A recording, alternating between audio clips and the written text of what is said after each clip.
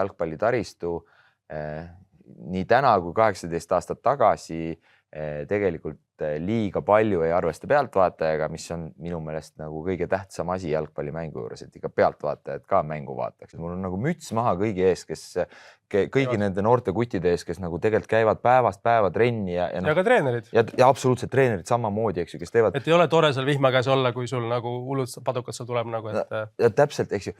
Aga nagu kui ainuke kord, kui sa saad nagu tekitada tegelikult neile seda nagu tõelist tunnet, et nad on päriselt jalgpallurid, nad on see, mida nad näevad, on see, kui nad tulevad sealt inimeste vahelt tulevad väljakule, eks ju, ja näevad, et sul on tribüün rahvast täis ja rahvas nagu möirgab seal, eks ju. Soomes on ehitatud siis UEFA toel 13 nagu, mitte nagu väljakut, me ei räägi nagu, vaid 13 staadioni. Üks osa on siis see UEFA hat-tricki rahade tugi olnud, eks ju.